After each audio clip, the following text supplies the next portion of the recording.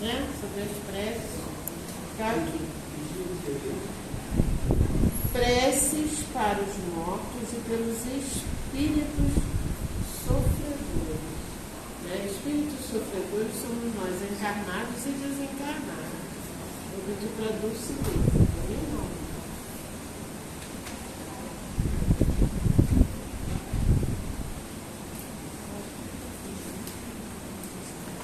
Sabrina, não vai ter jeito, já começou desde pequena. Tá escrito já. Perto de mim é só me dar luz.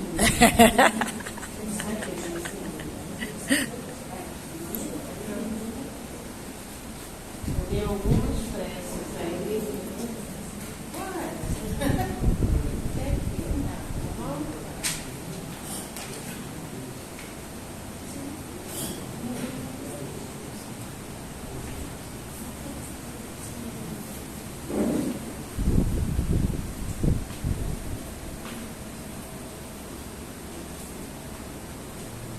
Prece pelos mortos e pelos espíritos sofredores. Os espíritos sofredores reclamam preces e estas lhes são proveitosas, porque, verificando que há quem pense neles, sentem-se menos abandonados e menos infelizes. Mas a prece tem sobre eles uma ação mais direta. Reanima-os, incute-lhes o desejo de se elevarem pelo arrependimento e pela reparação e pode desviar-lhes o pensamento do mal. É nesse sentido que a prece pode não apenas aliviar, como abreviar seus sofrimentos. Certas pessoas não admitem a prece pelos mortos, porque, segundo acreditam, a alma só tem duas alternativas: ser salva ou ser condenada às penas eternas, de modo que, num e no outro caso, a prece é inútil. Sem discutir o valor dessa crença, admitamos, por alguns instantes, a realidade das penas eternas e irremissíveis, e que as nossas preces sejam impotentes para pôr-lhes um termo. Perguntamos se nessa hipótese será lógico, será caridoso, será cristão recusar a prece pelos condenados? Se as preces, por mais impotentes que fossem para os libertar, não lhes seriam uma demonstração de piedade capaz de abrandar-lhes os sofrimentos? Na terra, quando um homem é condenado perpetuamente, mesmo quando não haja a mínima esperança de obter-se para ele o perdão, será proibido a uma pessoa caridosa ir carregar seus grilhões para aliviá-lo desse peso? Quando alguém é atacado de mal incurável, dever-se abandoná-lo sem lhe proporcionar alívio algum, só porque não há nenhuma esperança de cura para ele? Lembrai-vos de que, entre os condenados, pode achar-se uma pessoa que vos foi cara, um amigo, talvez um pai, uma mãe ou um filho. Pelo fato de esse ente não ser perdoado, segundo credes, recusar-lhe-eis um copo de água para mitigar-lhe a sede, um bálsamo que lhe seque as chagas? Não faríeis por ele o que faríeis por um condenado? Não lhe daríeis uma prova de amor, uma consolação? Não, isso não seria cristão. Uma crença que petrifica o coração é incompatível com a crença em um Deus que põe na primeira categoria dos deveres o amor ao próximo. A não eternidade das penas não implica a negação de uma penalidade temporária, porque Deus, em sua justiça, não pode confundir o bem e o mal. Ora, negar neste caso a eficácia da prece seria negar a eficácia da consolação, dos encorajamentos e dos bons conselhos. Seria negar a força que aurimos da assistência moral dos que nos querem bem. Outros se fundam numa razão mais enganadora, a imutabilidade dos decretos divinos. Deus, dizem esses, não pode mudar as suas decisões a pedido das criaturas. Sem isso, o mundo não teria estabilidade. O homem, pois, nada tem de pedir a Deus, só lhe cabendo submeter-se e adorá-lo.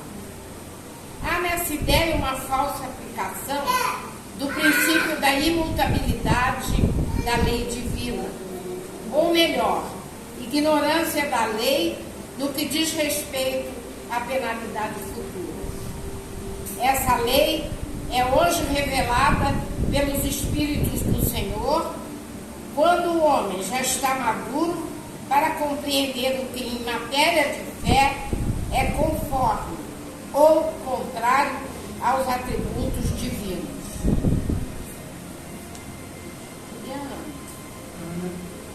Vai até o fim? Vai? É o finalzinho. Tá. Segundo o dogma da eternidade absoluta das penas, não se levam em conta os remorsos, nem o arrependimento do culpado. Para ele, todo desejo de melhorar-se é inútil. Está condenado a permanecer perpetuamente no mal. Se a sua condenação for por determinado tempo, a pena cessará quando o tempo tiver expirado. Mas quem poderá afirmar que ele então possua melhores sentimentos? Quem poderá dizer que, a exemplo de muitos condenados da terra, ao sair da prisão, ele não seja tão mau quanto antes? No primeiro caso, seria manter na dor do castigo um homem que retornou ao bem. No segundo, seria agraciar aquele que continua culpado. A lei de Deus é mais previdente do que isso, sempre justa, equitativa e misericordiosa, não estabelece nenhuma duração para a pena, seja ela qual for. Ela se resume assim: o homem sofre sempre a consequência de suas faltas. Não há uma só inflação à lei de Deus que não acarrete a sua punição. A severidade do castigo é proporcional à gravidade da falta. A duração do castigo é indeterminada, seja qual for a falta. Está subordinada ao arrependimento do culpado e ao seu retorno à senda do bem. A pena dura tanto quanto a obstinação do mal. Seria perpétua se a obstinação fosse perpétua. Dura pouco se o arrependimento é imediato. Desde que o culpado clame por misericórdia, Deus o ouve e lhe concede esperança. Mas não basta o simples pesar do mal causado. É necessária a reparação.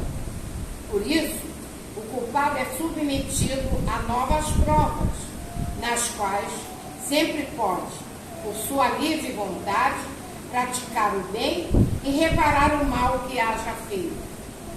Assim, o homem é constantemente o árbitro da sua própria sorte.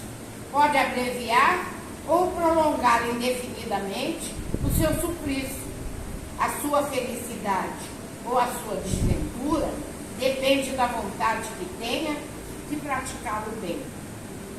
Tal é a lei imutável e conforme a bondade e a justiça de Deus. Desse modo, o espírito culpado e infeliz pode sempre salvar-se a si mesmo. A lei de Deus lhe diz diz em que condições pode fazer.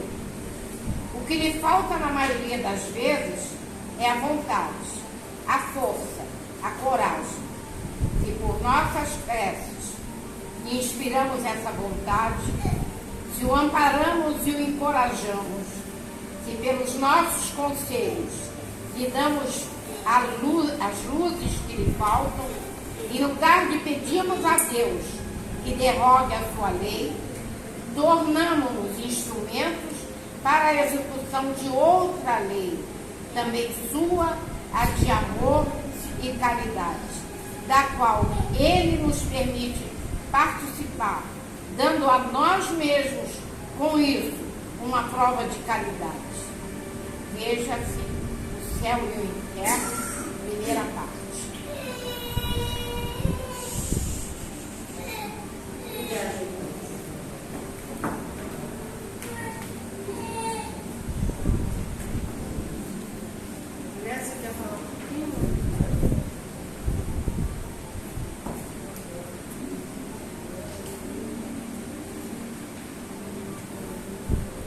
Boa noite a todos. Boa noite. Vocês, quando acordaram hoje, vocês oraram? Olha que não minta não, que a consciência hoje. Depois que eu levantei, sim. Sim. Vocês vejam uma coisa, nós vamos falar agora algumas coisas práticas do Espiritismo. Jesus orava o tempo todo. Eu e o Pai somos um, ensinou-nos a oração, né? Pai Nosso. Quando ele estava para passar, uma aprovação muito grande, lá no horto ele orou antes de passar pela traição de Judas, pedindo a Deus força, que é aquele cálice. Estava falando para nós, na verdade, né? Para ele, como Cristo, entendeu? Mas estava dando o exemplo para nós de orar o tempo todo. Lá no Tabor também, quando ele se transfigurou, e até um ou outro lá que dormia, não no Tabor, mas lá no horto, ele sempre consegue ficar comigo um pouco de tempo em oração. Já no Tabor um pouco diferente, né? Conta a história que Jesus usou de ectoplasma de dois que adormeceram para que pudesse fazer a transfiguração de dois que estavam. Jesus não precisava disso. Ele tinha capacidade suficiente para se transfigurar sozinho, mas que dois que deram a ideia de Elias e Moisés. Então nós vamos vendo que a oração está em tudo. A mãe de André Luiz, como orava para André Luiz, pedindo que ele pudesse despertar, mas ele lá, durão, né? Anos e anos do umbral. Quando ele se lembrou, né, pela influência da mãe, que fazia chegar até ele, mas a mente dele, o pensamento dele ainda estava bloqueando. Quando o pensamento dele deu uma abertura, e ele falou: poxa, mamãe orava dessa. Será que foi realmente alguma coisa nesse universo que seja o criador de tudo? Ele era muito materialista mesmo. Então ele entra num estado de oração. Nesse momento que você entra em estado de oração, junto com a oração entra uma ação que faz movimentar energias inimagináveis. E foi a dica suficiente para que o pessoal que já estava aposto, ó, o Luiz estava arregando lá, ele vai orar, ele vai pedir a Deus forças para poder abrir esse véu vibracional que nos separa. A mãe dele estava constantemente lá, mas precisava dele abrir essa possibilidade. E quando ele realmente fica ali minutos e minutos orando, Clarencio aparece junto com a equipe dele para resgatá-lo.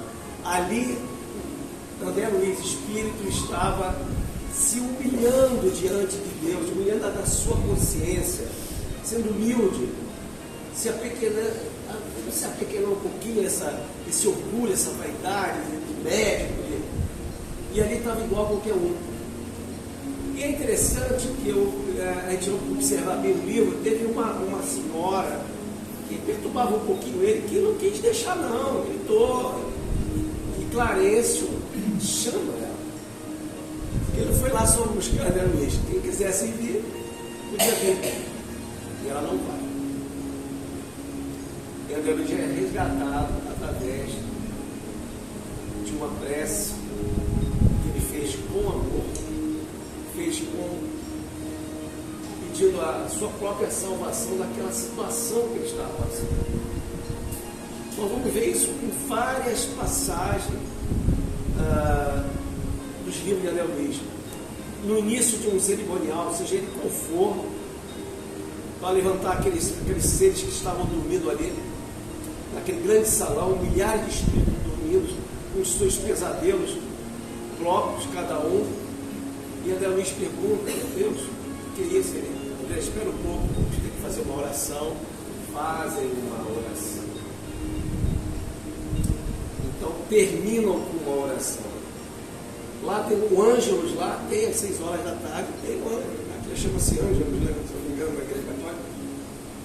Nosso lar, todas as atividades do nosso lar praticamente param, né? O governador ou a veneranda, se for o caso, aparecem em telões, em formas holográficas em vários locais, e não é o Rubim, né? Não é o Rubim da Cabiscura, não. Lá é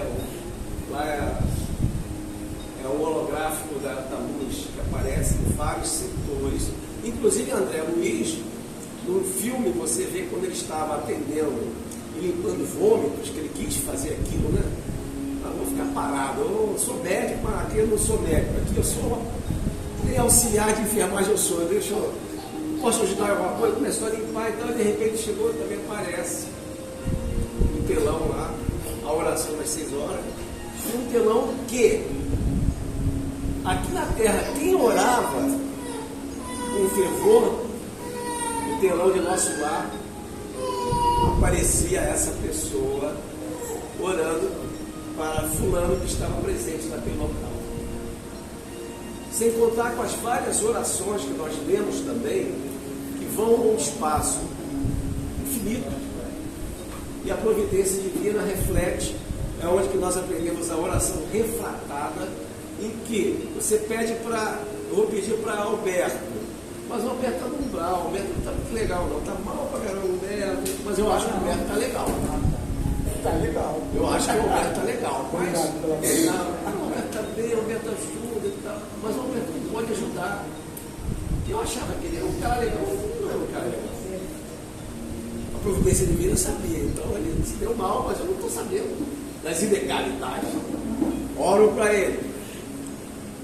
A oração vai, porque eu estou orando com muito amor. E em algum local, no espaço, ela refrata, bate, alguém recebe lá e vai para os aparelhos.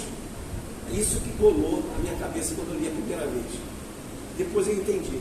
Vai para os aparelhos de nosso lar, no gabinete, se não me engano, de Clarencio.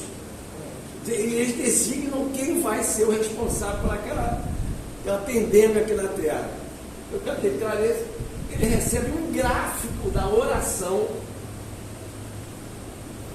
em que Evelina, nesse caso Evelina, pedia para a mãe dela, que estava muito mal, não podia ajudar, ela estava com muito ciúme do marido que estava ciúme uma outra mulher, enfim, o caso está lá narrado, entre a terra e céu. Então, Clarencio recebe assim, olha, temos que ajudar isso aqui, porque veio do alto, e de uma menina que era a nossa parceira aqui, era a brigada de nosso lar, e que está nessa família, que tem uma pendenga vindo até da Guerra do Paraguai, envolvia tanta gente, ali, todo mundo preso a uma situação, temos que desvendar isso daí, assim, emaranhado. Ela pediu para a mãe não pode, foi em algum lugar no espaço e repetiu para nós, é oração refratada. Foi aí que nós aprendemos o que é a oração refratária. Então a oração não se perde. Qualquer oração que se faça com amor, com carinho, ela pode até não ser entendida naquele momento por questões kármicas, por questões lei de causa e efeito, não, mas ela está ali pronta para, em algum momento, aquela energia fazer o seu trabalho. E o trabalho foi feito, eu só li o livro lá que vocês vão entender. O trabalho foi dado para os espíritos guardiões, daquela turma toda que estava ali envolvida, e eles conseguem equilibrar, juntar as pessoas que precisavam estarem unidas pelo voto do casamento, enfim, dívidas, inimigos se casando, se unindo com seu outro inimigo para que possa quebrar a ação nefasta da obsessão antiga, né? Enfim, a oração deu início a esse processo todo. Então nós vamos vendo que essa energia que nós fazemos de manhã cedo,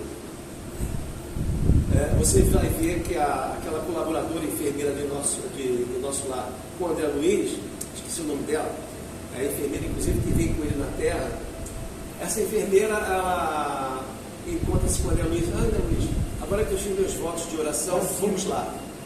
Jacinto. Hã? É Jacinto. Não era Jacinta, não, é outra. Acho que era outro. Jacinta não, é outra. Aí ela, já fiz meus votos de oração, já fiz minhas orações matinais, agora vamos trabalhar. Ela fala na oração. Nós começamos aqui com uma oração e terminamos os nossos trabalhos com oração. Em todos os locais que eu fui, desde criança, em centros espíritas, o papai, os trabalhos começavam com oração e terminavam com oração. Então, essa energia é necessária. Lembrando que Jesus nos falou, devemos vigiar e orar. A oração é importantíssima, mas tem uma irmãzinha junto dela que é o vigiar. Então nós não podemos deixar. O vigiar significa observar seu comportamento, suas atitudes, suas ações diante das leis de Deus. Só isso. Mais nada. Você fez isso, você vai sair daqui, vai para um plano de regeneração rapidinho. Não vencer o orgulho, vencer isso, vencer a vaidade, vencer a raiva, aquela vizinha chata, né, que perturba a gente, né, bota lá um rádio alto às vezes, mal educado. Mas nós aqui não podemos ser mal educados. Eu vou ler rapidinho, prometo que você quer rápido, é o texto final da Santo Agostinho. Eu procurei ali alguma coisa que pudesse, é pequeno, né? Em que ele fala a felicidade, por isso nós encerramos o nosso estudo de hoje. A gente poderia fazer aqui um seminário sobre prece. E tem, isso é legal. E que a doutrina espírita tem exemplos, né, doutora? Tem exemplos que mostram não só a eficácia, mas com a força que a prece tem. Tanto ela é forte que aqueles cristãos que entravam no círculo romano entravam rezando, orando, cantando. Porque o momento que você dispõe de uma atenção a uma criança, um carinho, sabe? O momento que você dispõe de um tempo para conversar com o velhinho que precisa, você para escutar uma pessoa. Presta atenção no que eu estou falando, não sou eu que estou falando, sou os espíritos. O momento que você cede um tempo para escutar uma pessoa, você está em oração com aquela pessoa. Você está fazendo, sem que você observe e sinta que essa que é a verdadeira força, está fazendo uma caridade, de escutar, de atender. Às vezes aquela pessoa vai falar uma bobagem, você sabe, repetidamente, às vezes, a Gonzaga repete, para você com muito carinho você escuta. Então aquela oração silenciosa toda, tu escutar, você fica ali pensando assim, ah meu Deus, ajude essa pessoa, dê forças a ela. Mentalmente você está pensando, e essa força mental, sabe, pode ser até que naquele momento ela não vai receber aquela ajuda, porque o corpo bloqueou em função de um mal, né? E naquele momento a oração só vai dar calma. Mas aquela energia lá adiante, quando ela partir dessa terra, ela vai juntar-se e ela vai ver quantas pessoas oraram por ela, falando em silêncio orou. Não é possível, isso tudo está com você agora. Eles te desejaram o melhor. Vamos lá. Felicidade que a prece proporciona. Nada mais do que Santo Agostinho, Paris, 1861. Vinde, vós que desejais crer. Né? Seria assim. Os espíritos celestes acorrem a vos anunciar grandes coisas. Deus, meus filhos, abre os seus tesouros para vos outorgar todos os benefícios. Homem incrédulos, faz uma exclamação, homem incrédulos, se soubesses quão grande bem faz a fé ao coração e como induz a alma no arrependimento e a prece. A prece. Exclamando. Faz um outro A. Como são tocantes as palavras que saem da boca daquele que ora. A prece é o orvalho divino que aplaca o calor excessivo das paixões. Olha só, filha primogênita da fé, ela nos encaminha para a senda que conduz a Deus. Para vós já não há mistérios, eles se vos desvendam. Apóstolos do pensamento, é para vós a vida. Apóstolo do pensamento, é para vós a vida. Vossa alma se desprende da matéria e rola por esses mundos infinitos e etéreos que os pobres humanos desconhecem. Avançai, avançai pelas veredas da prece e ouvireis as vozes dos anjos. Que harmonia! Já não são o ruído, confude os sons estrídulos da terra, são as liras dos arcanjos, são as vozes brandas e suaves dos serafins, mais delicadas do que as brisas matinais. Quando brincam na folhagem dos vossos bosques, porém entre as delícias não caminhareis. A vossa linguagem não poderá exprimir essa aventura tão rápida. Entra ela por todos os vossos poros, tão vivo e refrigerante. É um manancial em que, orando, se bebe. Dulçorosas vozes, inebriantes perfumes que a alma ouve e aspira quando se lança a essas esferas desconhecidas e habitadas pela prece. Sem mesclas de desejos carnais, são divinas todas as aspirações. Também vós orai como Cristo, levando a sua cruz a Gólgota, ao Calvário. Carregai a vossa cruz e sentireis as doces emoções que eles perpassam na alma. Se bem que vergado ao peso de um madeiro infamante, ele ia morrer, mas para viver a vida celestial, na morada do seu Pai. Eu vou quem senão Deus fez obra tamanha? O espaço, o tempo, as amplitudes e as eras, onde se conjugam multidões de esferas, onde a luz aquece e banha. Quem senão ele fez a esfinge estranha? O segredo inviolável das monedas no coração dos homens da esfera, do coração do mar e da montanha. Porque senão ele fez o incomensurável, o universo infinito faria, suprema paz, interna piedade. onde habita nas correntes harmoniosas de luz na eternidade. Nosso Pai Deus, Ele nos abençoe. Graças a Deus. Poxa, legal. Eu vou lhe dizer uma coisa. Além do Bezerra, temos o André Luz. É, ó. Estamos bem. Estamos muito bem. Meu Deus, graças a Deus. Eu só queria acrescentar só um pouquinho com relação à nossa oração, né, aos espíritos sofredores. Nós oramos muito pelos nossos entes queridos, né, que partiram, nossos amigos, pessoas que tiveram a oportunidade de passar conosco, né?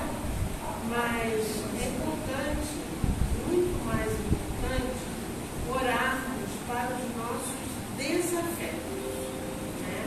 Para aquelas pessoas que tivemos alguma desavença, ainda quando eles estavam por aqui, que agora eles se encontram no plano espiritual, né? Para que essa força dessa oração possa envolvê-los, porque eles, quando estão do outro lado da vida, eles têm uma facilidade maior de perceber as nossas fraquezas, né? Isso é porque a outra matéria é de uma matéria mais sutil. E as grandes falanges do espaço, aquelas que ainda vibram com a vingança, com o ódio, né? Muitos deles se unem a esses grupos para praticar a vingança. É claro que há uma lei no universo para todos nós, encarnados e desencarnados. Mas nós não sabemos se é uma correção da lei passarmos por aquele tipo de dificuldade. Então, se tudo tem, né, um direcionamento no plano espiritual, então quando esses espíritos se unem a grupos que já têm uma técnica, né, para atingir nós encarnados, é bem difícil, né? Fizeram uma revolta, o ódio, a vingança em todos nós. Então, a necessidade de orarmos pelos nossos desafetos, tanto encarnados quanto desencarnados, que na verdade eles são espíritos sofredores, porque ainda vibram com o ódio, com a vingança, né? E a gente tem prova real disso aqui nos nossos trabalhos de desobsessão, da sexta-feira de desobsessão, quando esses espíritos se aproximam, né? É claro que há um planejamento no plano espiritual para que aquele espírito que se aproxima ali, né, numa sessão de desobsessão, ele tenha a oportunidade do arrependimento.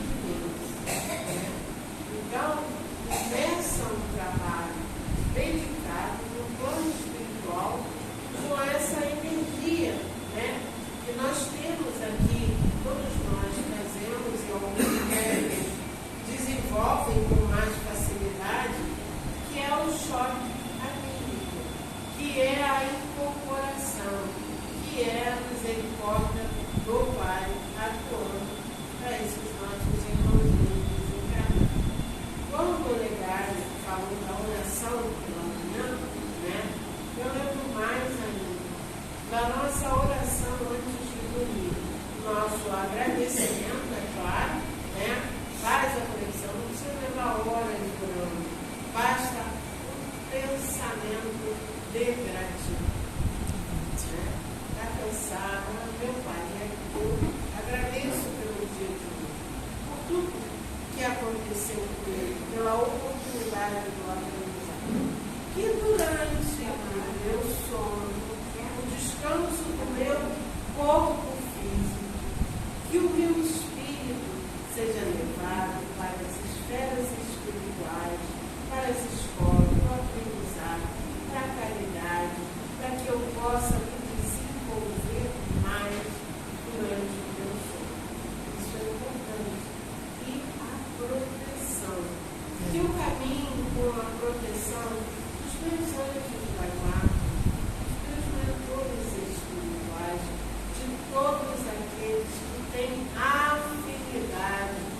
com o meu Espírito, que possamos caminhar juntos para a evolução.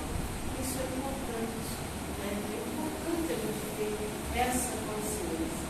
No dia seguinte, a realização, a oportunidade de mais um dia, pelo sol, pelo ar, pela terra, pela família, pelos amigos, pela natureza.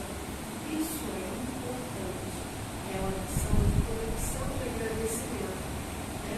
Eu tenho um dia de paz, que eu possa distribuir esta paz que eu consegui alcançar. Né? É uma lição. É isso que a gente tem que exercitar, esse agradecimento.